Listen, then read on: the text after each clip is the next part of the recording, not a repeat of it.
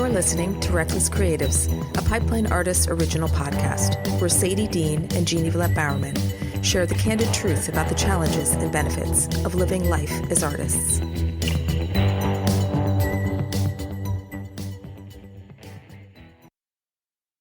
All right, Sadie Dean. Sadie Dean. Okay, before we go crazy, I know, just laugh. I wish you guys could just see her. I mean, if I wasn't such a loser and posted us on social media, you could see her. But I'm a loser, so I'm not posting us on on YouTube, rather. No one has time for that crap. Okay, sorry. How do you really feel, Jeannie? I'm tired, Sadie. Okay, but we'll talk about that later. Right now, want to do a quick intro because Sadie and I had an awesome conversation with Tommy Wallach. Tommy is like, oh my God. First of all, I had no idea what to expect. Okay. Because this girl doesn't prepare. And then when I pulled up his website, I was like, are you ready for this? People, get ready. He makes books. He makes tabletop games. He makes film and TV. He makes music. He makes musicals. He makes escape rooms. And he's going to make your head explode because this dude, what do we talk about all the time, Sadie Dean? Pivot? Yes, pivot. This dude pivots so much that, like, I'm surprised his head hasn't spun off and flown like a helicopter off his shoulders. Truly. But there is one thing he refuses to do, and you have to listen to find out what that is. But he's a man of many talents. I already forgot what he refuses to do. Sorry, Tommy. I'm going to listen too. Well, we love Tommy. Tommy was great. Yeah. So I think maybe we should just shut up and let the audience listen to Tommy, because who wants to listen to us?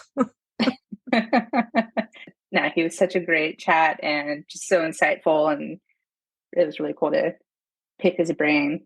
I really love how, like, when he's doing something and then he realizes, oh, I think I want to do this.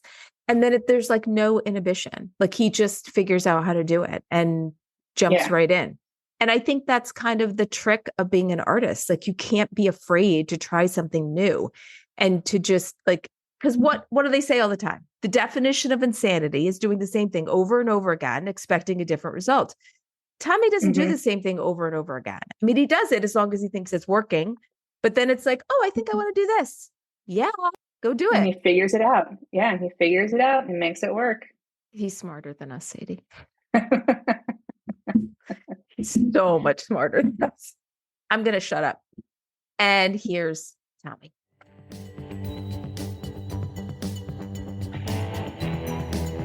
First of all, I have to say, normally I don't prepare at all.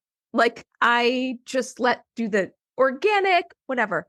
But this time I was like, oh, it's Tommy, dude.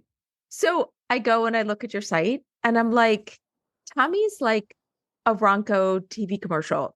But wait, there's more.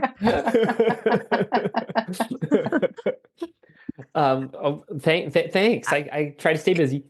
It's a compliment. Thank you. Sadie and I always talk about, like, pivoting and, you know, if one thing isn't working, like, pivot to another. I feel like you're just on a big circus spinning wheel of pivot.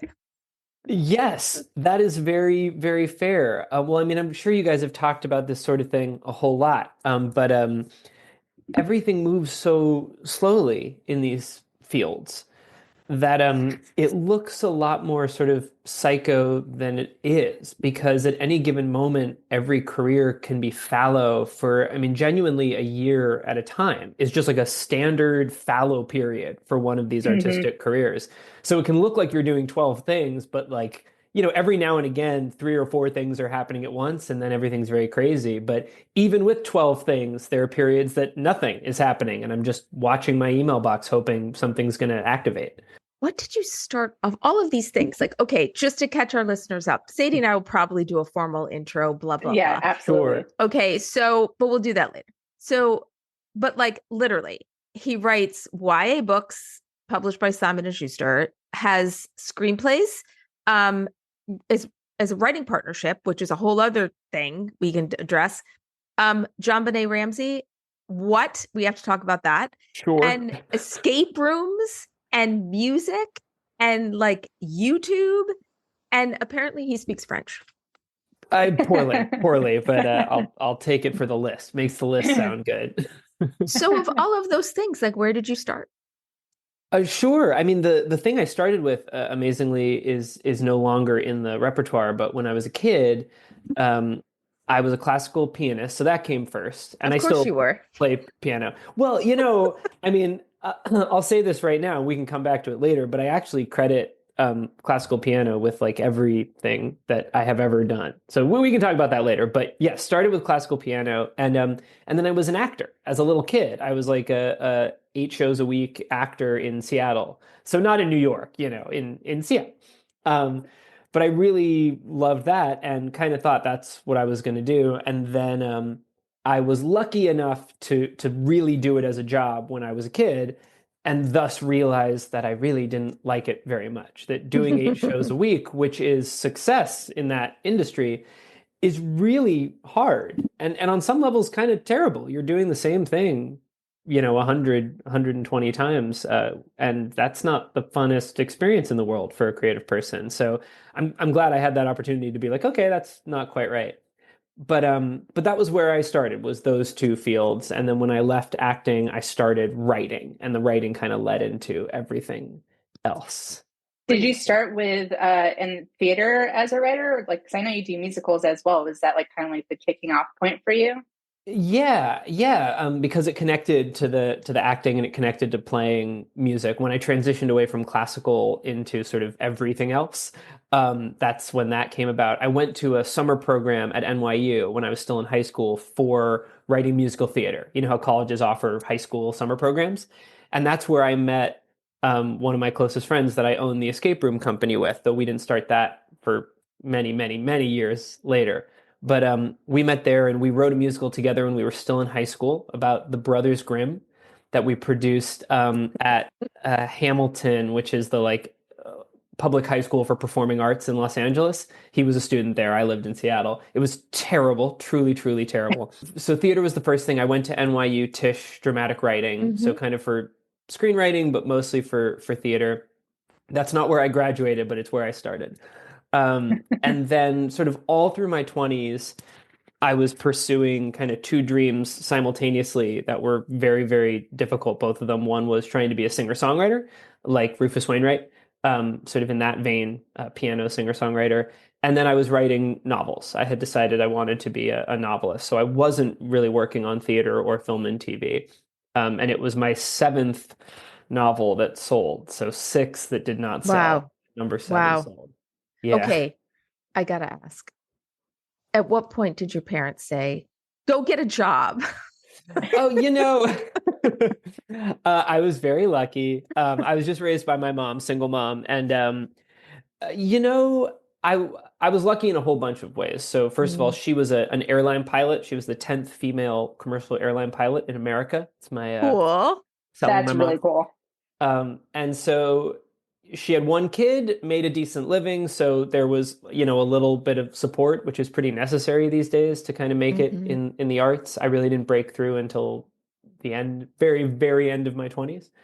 Um, so that was part of it. I also had a really great day job throughout my 20s, which was also very lucky. So I had gone to NYU. I went to Stanford for journalism masters, which I did not use at all, but I did go. And then while I was there, I got a job teaching test prep of all things. I'm so sorry, but I taught the GMAT and the LSAT and the GRE. And that is the greatest day job that there is, just because people pay obscenely for that work, more than they should.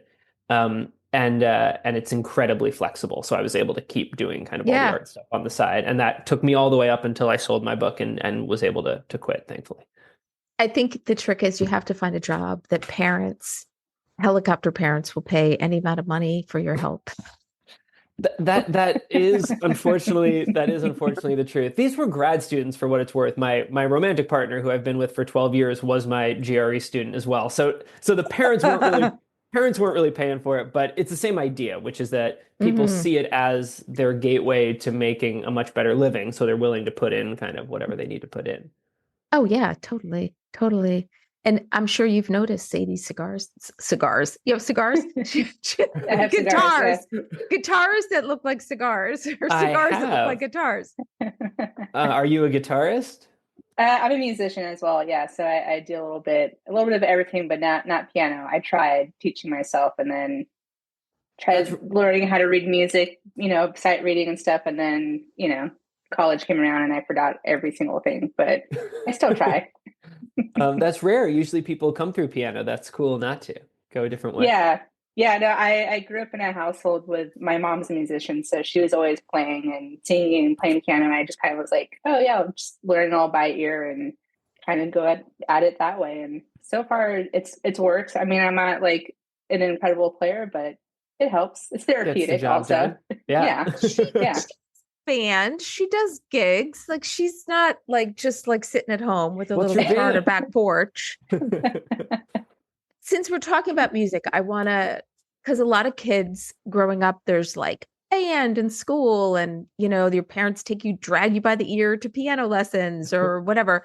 I'm curious now to touch on what you had talked about with classical piano and how that really informed a lot of what you do now Sure. to Yeah. I mean, inspire those youngins out there to keep going to piano lessons. oh God, hopefully. Yeah. So again, very lucky. Like everyone, I, bridled at the sort of constraint of classical piano and what it takes to practice it. And my mom had to be just very, very proactive. Like she likes to say she had to sit out there on the bench for like the first year. Because kids just won't do it, that really nobody, and I'm sure it's even worse now the way attention spans are. Um, but you cross a threshold. And I think that's like in many ways the most important threshold of my life, certainly creatively, which is that you reach a certain point, whether it's 2 years in or 3 years in, it's a long time. So it's more time than most people are used to dedicating to a single thing. But when you cross the threshold, you start getting this positive feedback loop. So people see you play as a little kid and they go, "Oh my God, he's so talented." And they're mostly just being nice. But your little lizard brain or primate brain, whatever it is that has this ability, starts to recognize the feedback loop, which is, oh, I worked really hard and now I'm impressive to people. And that dopamine thing, once you build it, it never goes away. And the thing about classical piano is it's really agonizing. I mean, it's really traditionally agonizing. I play all sorts of other music. Every other kind of music is more or less very fun to play. Classical music is not.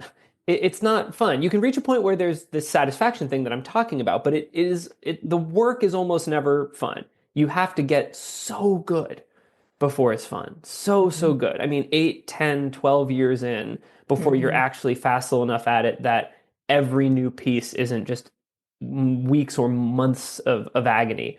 Um, and the ability to do that work, the ability basically to suffer with eyes towards a goal that's quite far away, potentially years away, that has been everything in my Mm. creative life. You just described being an artist perfectly. Needing, needing, needing the ability to suffer. I mean, right, a little bit, True. and It's and true. I think certain forms are more painful than other forms. As a musician, I can say music is fun relative to the other ones, like playing pop music, folk music, like anything that isn't classical. There is work, of course, there's work, but you can go from the moment of thinking of a song to a written song in a day if it just kind of happens. You can go from rehearsing with a band to your first performance in a month pretty easily, and bands do that all the time.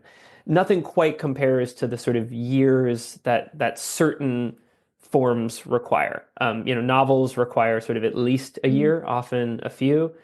Musicals require at least a year to write, and the development cycle for a musical is around 7 years usually. Um, you just it requires a lot of patience and stamina, and it's hard to build that up as a kid. And I think classical music might be one of the better ways to build it up. I'm sure there are others. I didn't do sports in the way that maybe some people can go at sports that way, but sports are also fun. They are fun. They're fun from the jump. Your first game Yeah. of Little League is fun, even if you're terrible. Whereas your Yeah. first piano piece where you don't know how to play is actually just really frustrating. There's always the tonette. Yeah. Yeah, yeah.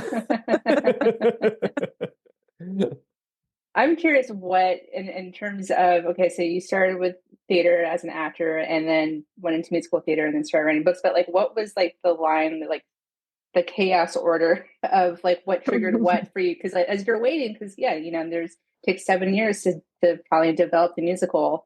You're not going to just wait. Obviously, you're like, I gotta do something else. So like, what was that next step to like? Was it screenwriting or was it like, okay, now I'm just going to pursue singing, songwriting, or making tabletop games or escape rooms? Like, what was, yeah, what was the order of Yeah. chaos for you? Oh, yeah. Well, I mean, I can do the biography briefly just to make sort of sense of it all. It's harder. The why is always a little bit harder. Things just sort of crop up when they crop up. I'm sure you guys know. But yeah, so actor and classical pianist, burned out on classical piano when I did a competition. I only did one competition, but the preparation for that made me quit. It was just very, very intense. And then similarly with acting, was in a show that ran a really long time, and that kind of burned me out on that. Mm-hmm. From that moment on, which was really around 17, I was on those other two things. So I moved to wanting to be Rufus Wainwright slash Ben Folds and wanting to be Martin Amis slash Zadie Smith. Um, and that was the next 12 years of my life, really. As a musician, I did a bunch of stuff for YouTube in the early days of YouTube. So I was once on the front page of YouTube when there was only one front page. If you remember, it used to not do personalization. There was just a front Yeah. page of YouTube. So they helped me out a little bit. The longer story, but I won a contest once, the winning of which is an epic poem to itself. But I won a contest that meant Decca Records, which is part of Universal Records, had to give me a record deal. It was part of the contest prize.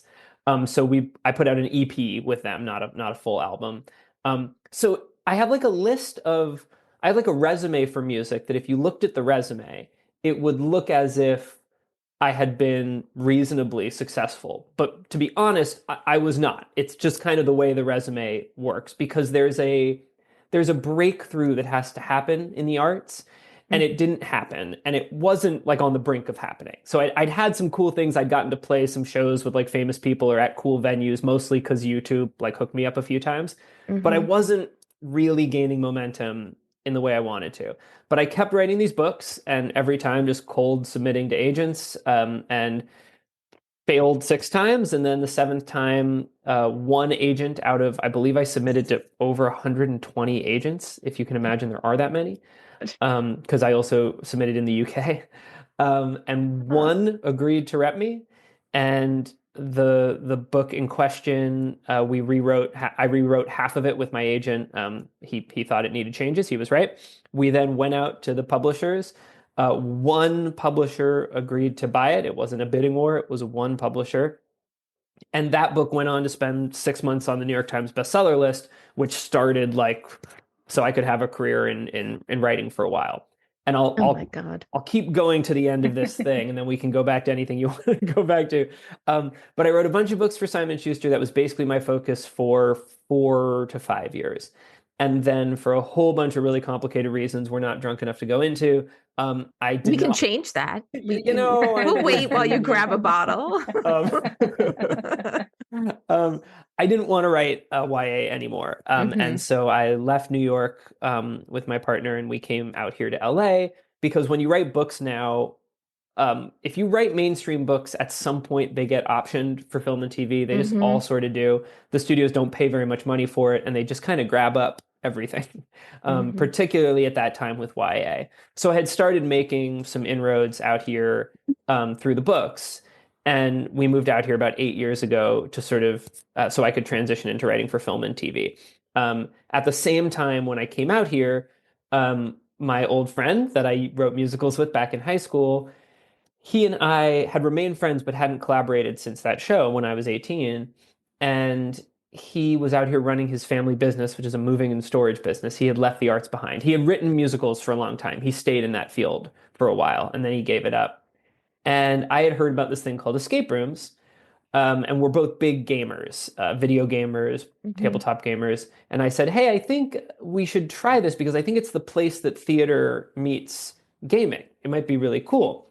And we went and played one, a totally fine escape room, not like a crazy changing the game sort of thing, but super fun. And we walked out and he turned to me and said, this is what I'm doing with the rest of my life. Genuinely said those words out loud to me. Wow. And I said, okay, that's a thing. I will accompany you in some way. I don't know if my whole life, but certainly I liked it. And we incorporated within 6 months, and our first escape room was open about 2 or 3 years later.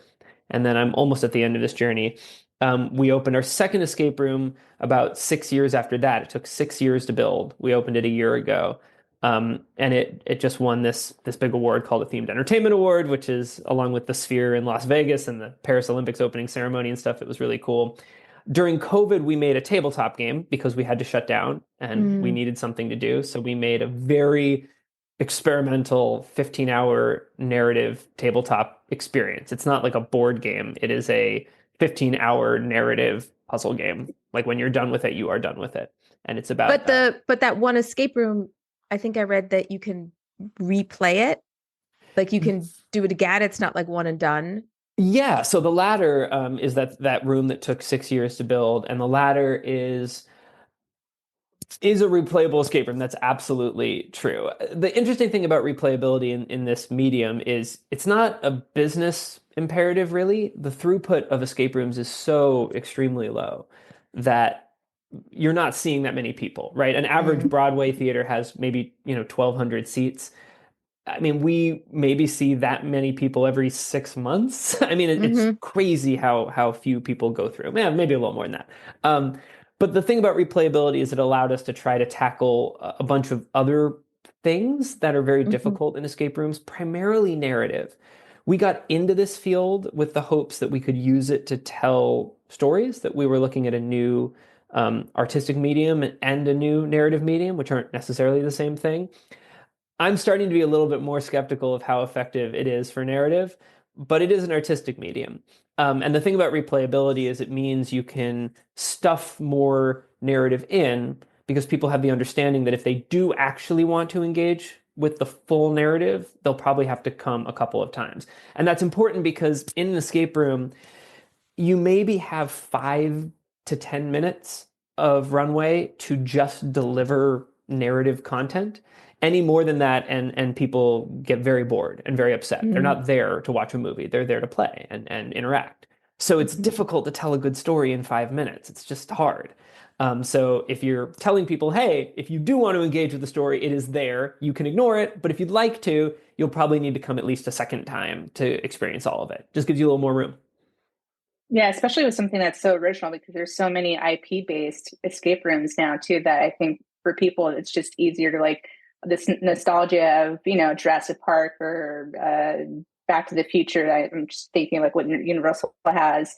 Like people are like, oh yeah, I know what the story is, and here's just a little glimpse into that world, and I know what the flux capacitor is and what that's going to do. But you're making a brand new story, so I think it's hard, but also interesting that like someone can be like, oh, I learned this bit. Now I can come back and apply what I learned the last time and maybe bring the same group of people or a new group of friends and show them up, or I don't know. But it's interesting though. Yeah. Yeah, well, the best thing about replayability is the new group of friends vector, which is that with almost every other escape room, once you've played it, there is literally nothing left to do there. And so you really can't come again. And that's a bummer because oftentimes people will love a room and they'll say, oh, I'd love to show my brother this, my partner this, my mom this, but I can't go again. I'm not going to spend that money to just sit there saying nothing because I already know how to solve everything.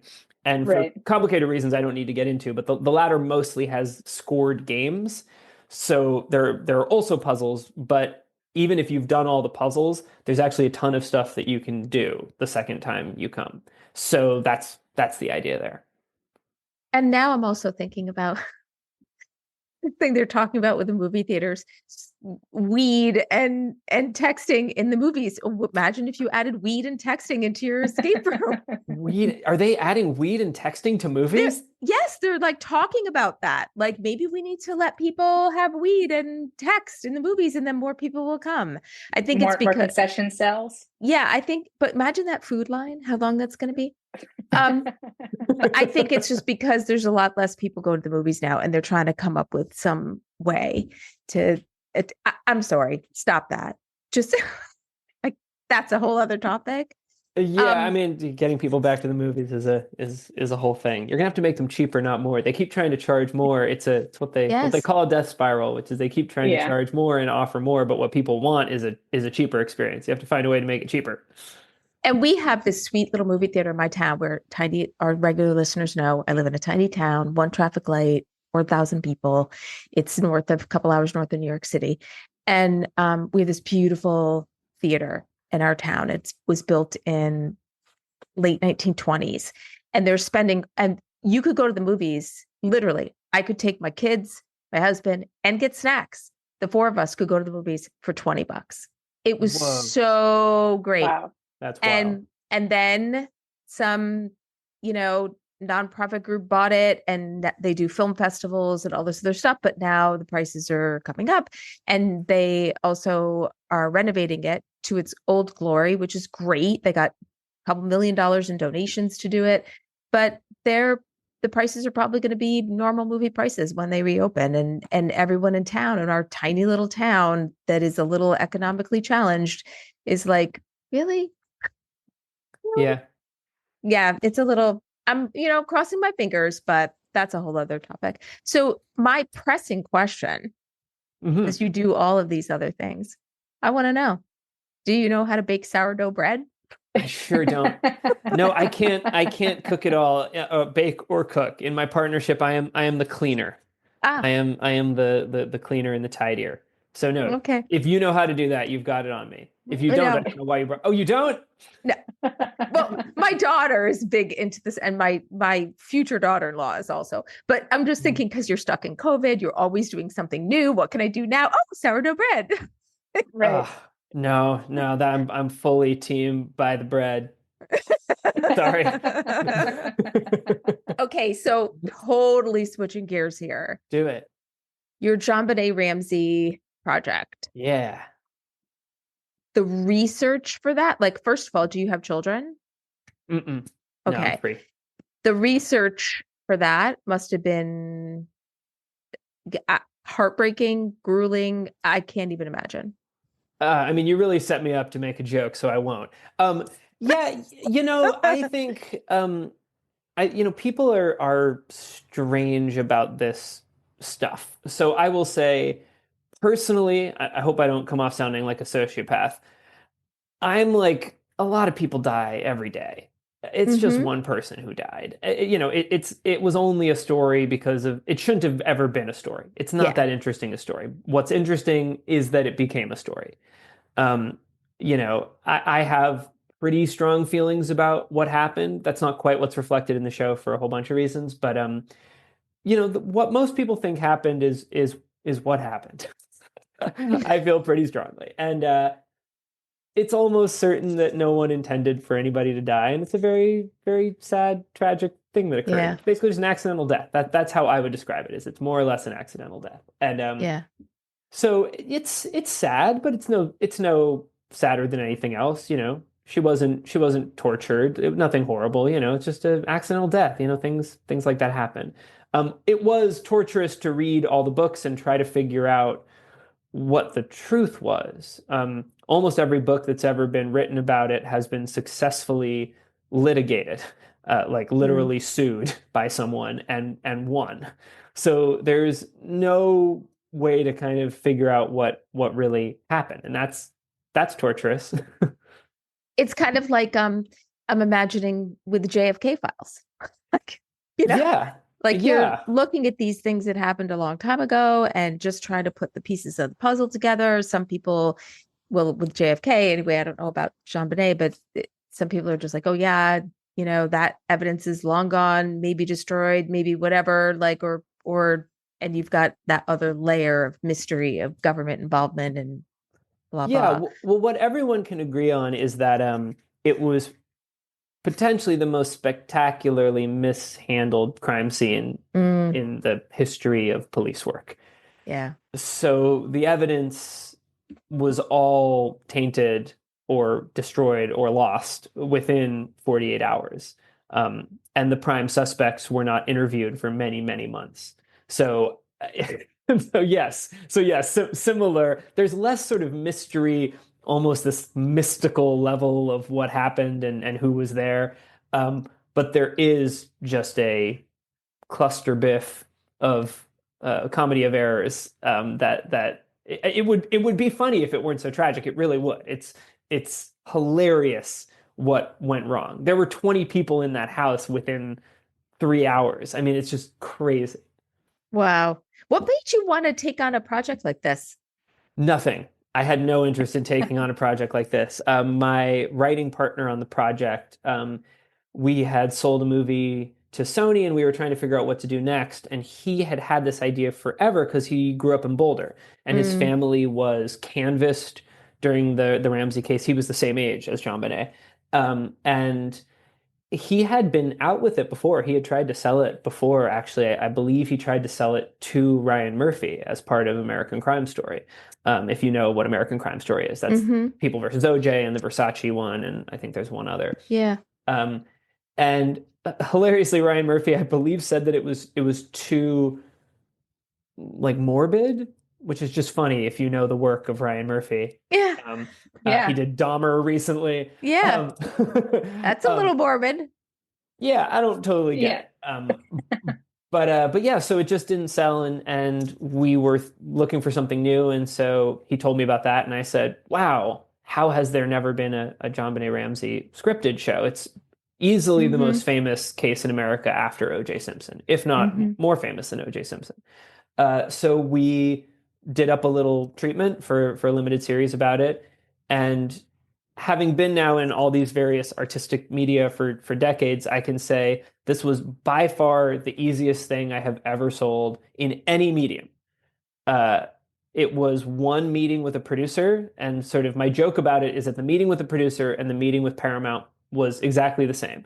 The head honcho in the room said, "What is it?" And we said, "It's a scripted series like The People versus OJ, but about JonBenet Ramsey." And then the head honcho said, "Nobody's done that yet?" And we said, "No, nobody's done that yet." And then they said, "Okay." That was both meetings. It was really crazy. I will say from there, it took years to actually go into production. It died. It fully died as a project and came back to life. So it wasn't an easy journey from there. But we wrote the whole thing and delivered it, some number of months after the sale, and then it sat around on the shelf for a while.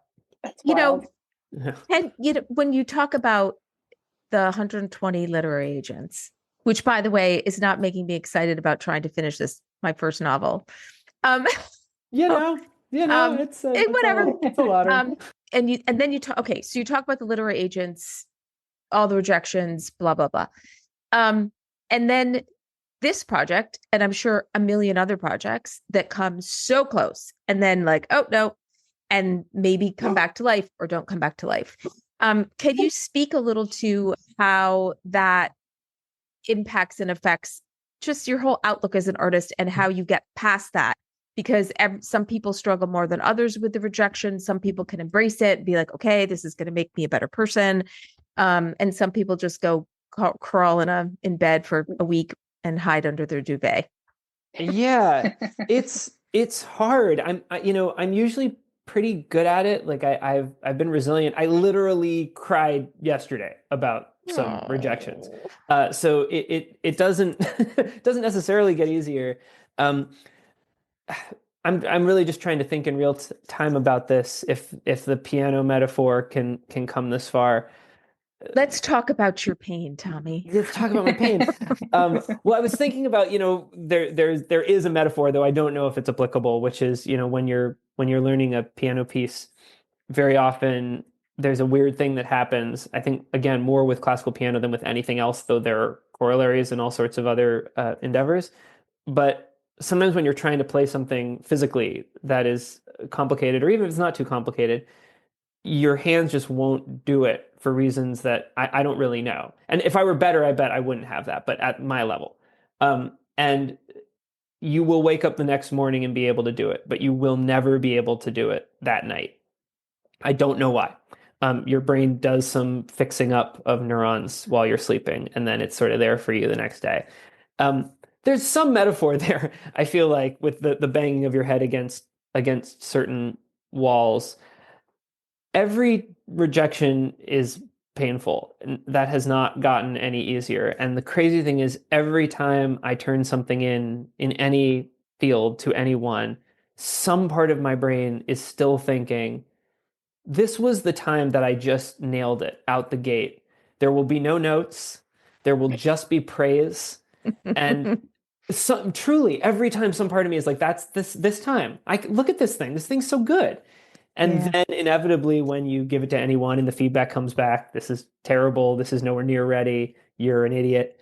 You recalibrate your view of yourself and the project. Um,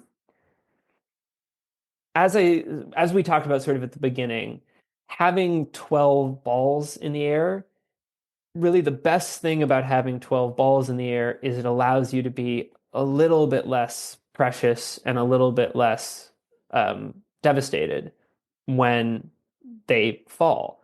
And they will usually all fall, because the thing about these pursuits, it's the middle class has fallen out in all of these fields, really dramatically over the past 10 years. And so wins are very big and very rare. So if you have 12 balls in the air, if one of them, this metaphor is going to, I don't know what you do with a juggling ball, you caught it. If you catch it multiple times, the windfall financially and professionally can be pretty big. Something like John Bonet is a pretty big deal for me. That helps a little bit with the knowing that most of them are going to fall apart along the way.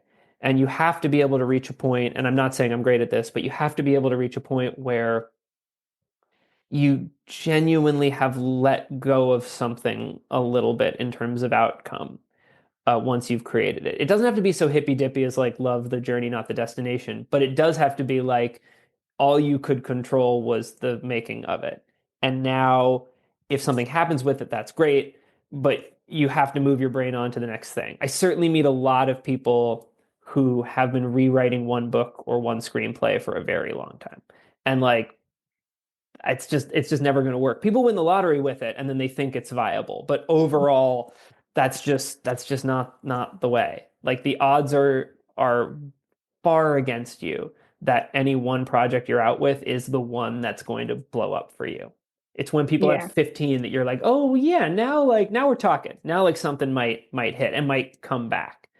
And like with the Yeah. musical, I haven't been in musicals for my whole life. I got back into musicals 3 years ago because I had written a screenplay and it didn't sell. And I kind of knew it wasn't going to sell because it was period, which is very hard to sell because it's more expensive. I'm sure you guys know that. And it's also about young people, and stuff about young people is really hard to sell. You might not think so, but it actually is. If it's not children's programming, if it's about young people, but it's mature, very difficult to sell. There aren't a lot of places that wants to go, right? When you think about it, you have like fancy prestige TV movies and you have like kids programming. The middle thing is very dicey.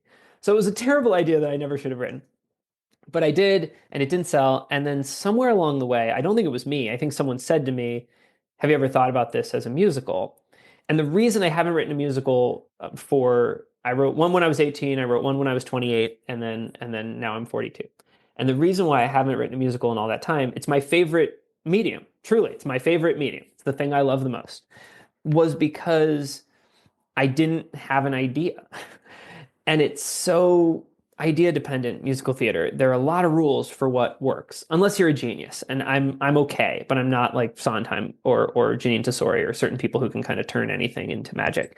But I'm not. So I knew it needed to fit a whole bunch of constraints, particularly commercially, to be hacky about it for a moment. And when I looked at the screenplay and I started checking boxes, I got really excited because I was like, this checks all of the boxes that a thing should check. And I knew early on that if I wrote it well, which is a gigantic if, but if I wrote it well, the best version of this narrative container, this thematic container, would be the kind of thing that could go the distance on Broadway. Like, I know the field well enough to say a good version of this would be very good. And so then I wrote it, and it took about 13 months, which is pretty fast for a musical. But again, I had the screenplay, the structure was there. And I tried to get support for it. And, meanwhile, all sorts of other things are failing or succeeding in my career. But I tried to get institutional support, and it was impossible, at least for me. Theater is in a very hard moment. Everything is, but theater particularly. And I looked at it, and I've never done this before. I don't imagine I would ever do it again. But I was so confident in the piece that I was like, I'm gonna pay for this. I'm gonna self-finance a reading in New York. It feels weird to say. Like, I talk about this stuff. It costs $40,000. That's what it costs to self-finance a Yikes. reading.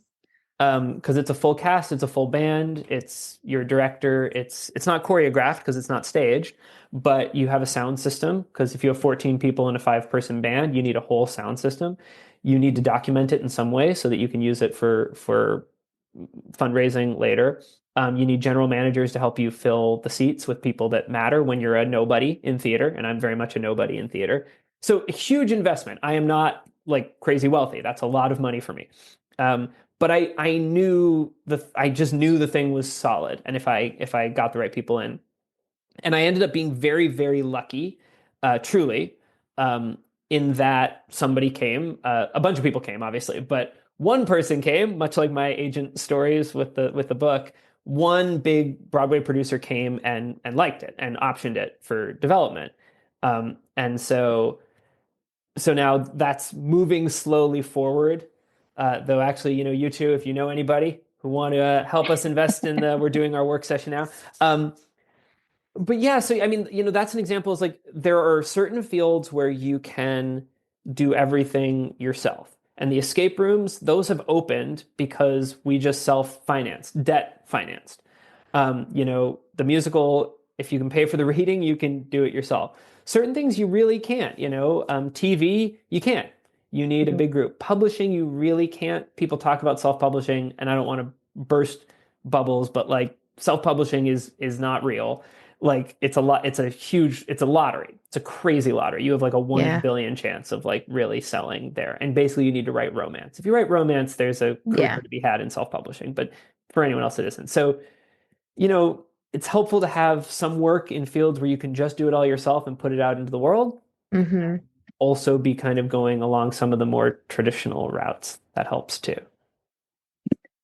With all the balls in the air and then the constant rejection and then the chance of getting that one yes or something, like for artists, I feel like it's so hard because it's such a vulnerable part of you, your art, right? To like send it out into the world. Like, do you have like a first pass of people that you trust? They're like, hey, look at this thing. Do you think this is worth sending out? And then getting that courage, like, okay, I'm going to put it out there and just let it run and see what happens. Because I feel like just after so much rejection, you're just like, what am I doing? Like, what's the point?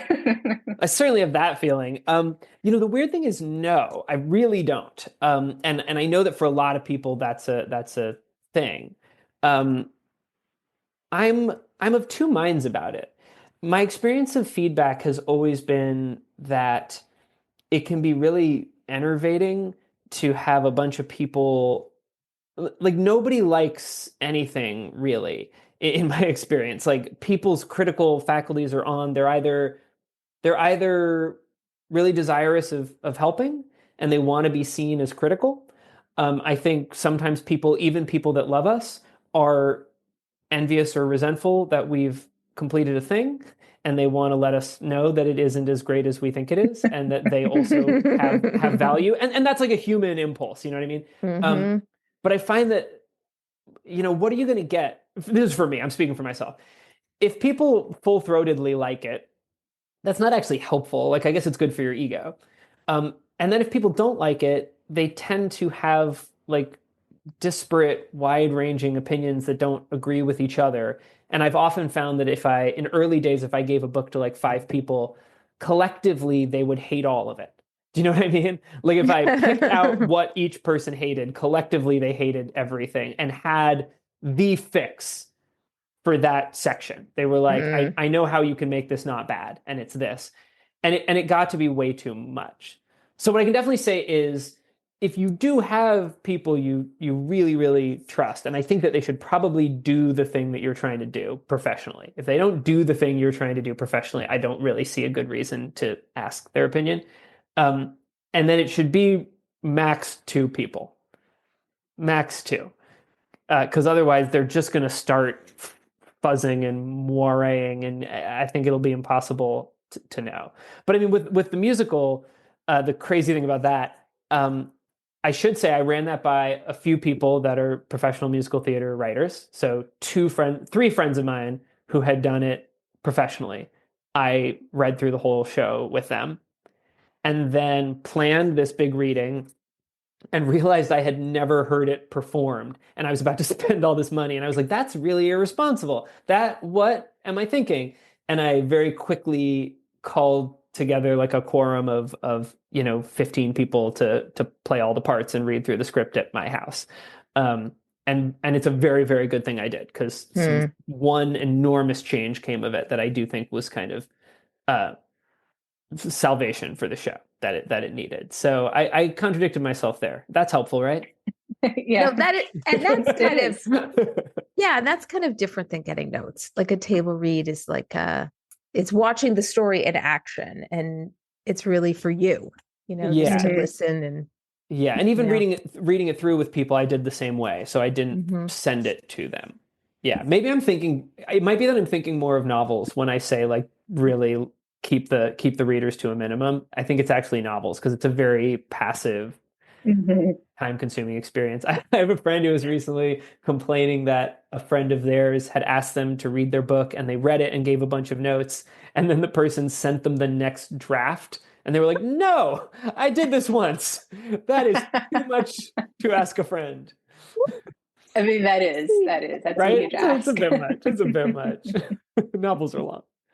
Speaking of novels, I wonder, I'm just curious about the thought process behind this. You wrote an album that was a companion piece to your first novel, We All Looked Up, which is really cool, but you also took it a step further, which the songs are, written by the characters from the novel. Was that always the plan, or was that something you were just like, what else can I do to get eyes on this, or just be out of the box creative on this, because why not? Totally. Good research. So with We All Looked Up, which was that first book I was talking about, it's about, there's an asteroid coming at the Earth. It's basically the plot, I am told, of Don't Look Up. I believe they stole my title. I really do. Not my plot, but I think they stole my title. Thanks a lot, Netflix. But it's a bunch of teenagers, and an asteroid is going to come at the Earth, and it's coming in 2 months, and it has a 2/3 chance of colliding and wiping out life on Earth. And the book just takes place in that 2 months. So it's grounded other than the one majorly speculative element. And so it's a bunch of teenagers, and 2 of those teenagers are burgeoning high school musicians, and they sort of get together in the book and kind of start a little band together. And obviously it's like a cut rate musical, right? I was trying to keep my toe in the musical world, which is to sort of have narrative. But you're absolutely right that that branding and marketing was a big part of my thought process, which is, how do you stand out, in a field where so many books are published every week? How do you make yourself seem a little cooler and give people another way to engage with the book? The truth is, genuinely, I don't know how effective it was. I really don't. I mean, I got some nice feedback from people, but when you sell a lot of copies of a book, like that would be inevitable. I don't know if the music, really helped sell it or helped sell me. It was a lot of fun. I did a book tour of Australia, and I like played songs at each school from the album, and that was really fun. I think it made things more interesting than just reading from the book, which is not kids' favorite thing in the world. Yeah. So that was fun. And playing, I did the book release at Joe's Pub. If you guys know Joe's Pub, do you know Joe's Pub? No. So it sounds like a pub. It is not. It is a part of the Public Theater, which is like where Oh, Hamilton, was before it went to Broad. So the Public Theater in New York okay. has a second stage called Joe's Pub because Joseph Papp was the artistic director of the Public Theater, and it had always been a dream for me to play there. So I did the book release there, and that was like real high point That's of music. cool. Yeah, I actually quit music after that night. Oh my Genuinely, God. I quit If you music. can't top it. Yeah. I really, really did. Not to go off on a tangent, but two things happened at once, sort of three things happened at once. The first one was I had been focused on these two careers, right? Trying to be a singer-songwriter, trying to write books. And this was the day my book came out.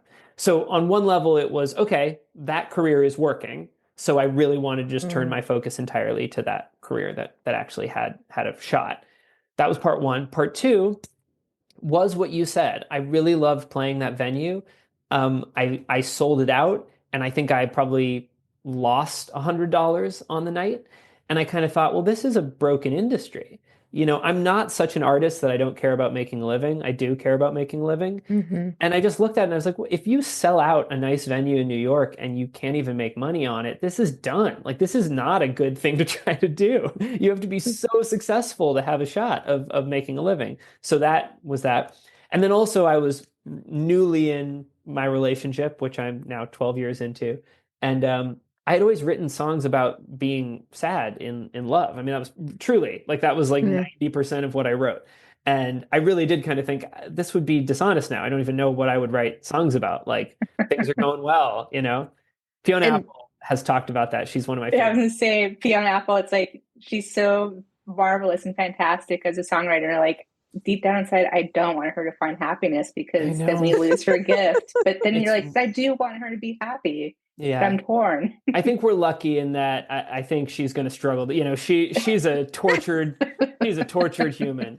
But one of my favorite musician alive is Joanna Newsom. I don't know if you know Joanna Newsom, and she wrote an album about being happy, and because she's a genius, a super genius, she was able to write a beautiful album about being happy, which is mainly that when you're happy, you now have sort of surrounded yourself with things that you are going to lose, which is a way to come at it that still isn't just being sunny, because nobody likes a sunny album. Come on. Yeah. no, nobody likes happy people. Yeah, exactly. And also, which reminds me, when I was looking at your website, because I did my rare bit of stalking today, Right. Yeah. when I clicked on the link for your music and I clicked on this on Cold as Christ, when you start playing, I'm like, this sounds like a little like a children's thing. Like it sounded like a children's. The glockenspiel, Yes. yeah. Yeah. And I was like, oh, where's he going with this? And then it was like, oh, he doesn't think he'd like Christ. And it was so great because it was just like fantastic. Like it was really good. I enjoyed it. Thank And you also the like much. stop motion piece, Mm-hmm. the whole, I mean, you could do anything, Tommy.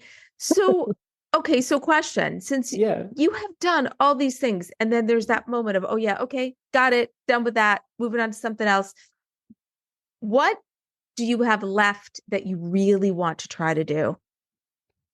Oh man, it's a great question. I mean, the number one. Skydive? No, I'm afraid to fly. I fly, but I hate doing it. I would not skydive probably. And no sourdough bread baking. Don't even try. No, I mean, Croissants, the a two cronut. things, the two things that jump out are, I really, really want this musical to happen. And like, yes, I've written it, but you're not writing it to write it. You're writing it to like really put it up. And so far I've done these readings, and right now we're trying to finance like this work session. And that's the step before an out of town tryout. So getting this thing across the finish line is like the number one thing, because it's so wonderfully collaborative in a way that none of the other things I do are. So I would really, really look forward to that actually happening. And there's still a lot that needs to happen for that to happen. So that's one.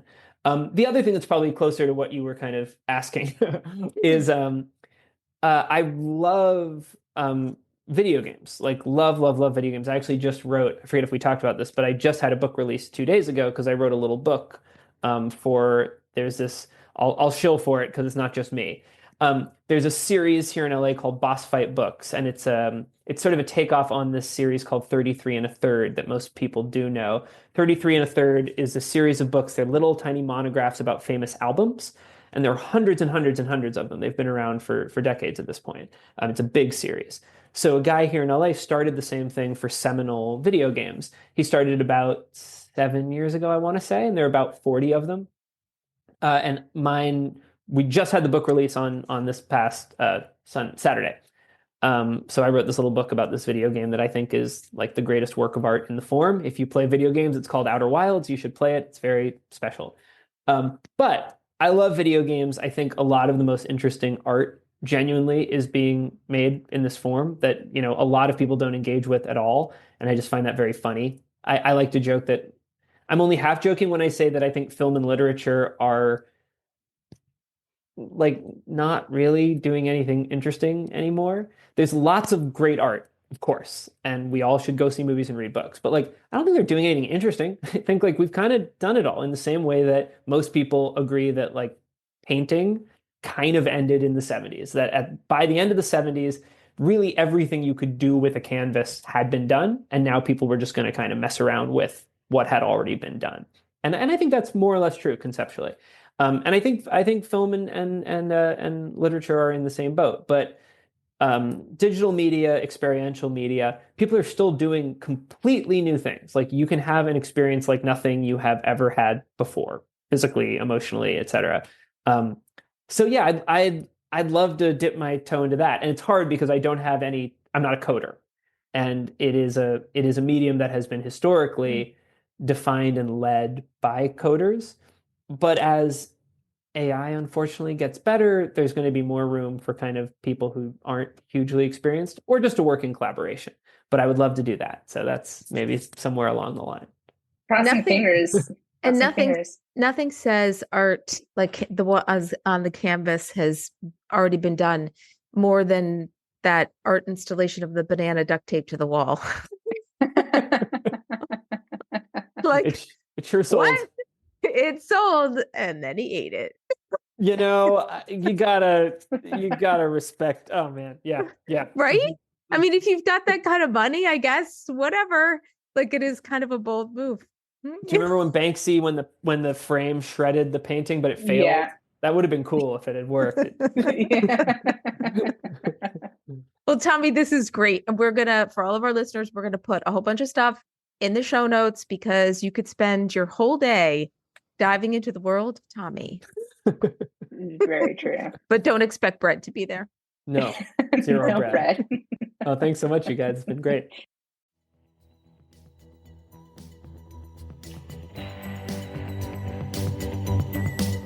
Reckless Creatives is a Pipeline Artists original podcast. Like, subscribe, and follow us on social media at Pipeline Artists. And find more info at pipelineartists.com/listen. Until next time, stay reckless.